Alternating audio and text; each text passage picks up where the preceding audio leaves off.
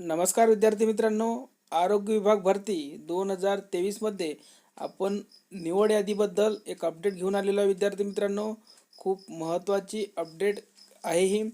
तर बघा, आरोग्य विभागाची गाडी रुळावरच थांबली, निवड आणि प्रतीक्षा यादी लावण्यास विलंब का? खूप काही विद्यार्थी प्रतीक्षा करत आहे की नेमकी निवड यादी केव्हा लागेल, कारण की खूप फास्टमध्ये प्रोसेस झालेली आहे. आपल्याला माहिती आहे, पेपरसुद्धा फास्टमध्ये झालेले आहे. त्यानंतर रिस्पॉन्स शीटसुद्धा फास्टमध्ये आलेली आहे. त्यानंतर तुम्ही जे ऑब्जेक्शन घेतले होते त्यानंतर तुमचे मार्क्ससुद्धा लवकरच बदलून आलेले आहे. आणि त्यानंतर तुमची अख्ख्या महाराष्ट्रामधील ऑल महाराष्ट्र लेवल मेरिटसुद्धा लागलेला आहे आणि तो सर्वांनी बघितलासुद्धा आहे. पण आता सर्वांना प्रतीक्षा आहे ती म्हणजे निवड यादी नेमकी केव्हा लागेल, तर त्याचबद्दल आपण अपडेट घेऊन आलेलो आहे. तर पहा विद्यार्थी मित्रांनो, लवकरच यादी लावून नियुक्त्या द्याव्यात, शीघ्र गतीने निघालेली गाडी मध्येच का थांबली? आपल्याला माहिती आहे विद्यार्थी मित्रांनो, जे मागून पेपर झालेले होते जसं तलाठी वगैरे झेडपीच्या, त्याचा रिझल्ट लागण्याआधीच आपला आरोग्य विभागाचा रिझल्ट आणि मेरिटसुद्धा ऑल महाराष्ट्र लागलेला आहे. पण आता मध्येच गाडी आपली थोडी थांबलेली दिसते आहे.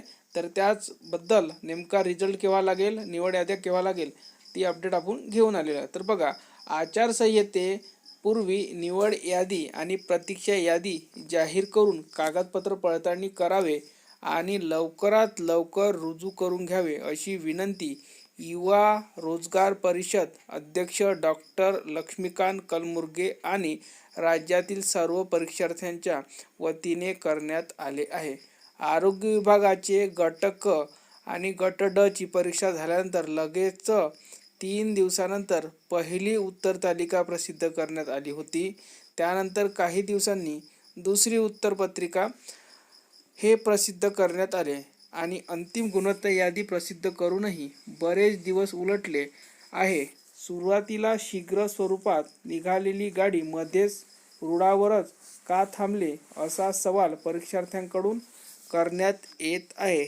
ज्या प्रकारे सुरुवातीपासून शीघ्र स्वरूपात आरोग्य विभाग काम करत होते, त्याचप्रमाणे त्याच शीघ्र गतीने लवकरात लवकर निवड यादी आणि प्रतीक्षा यादी लावण्यात यावे आणि आचारसंहितेपूर्वी त्यांना जॉईन करून घ्यावे, अशा प्रकारची विनंती करण्यात आली आहे.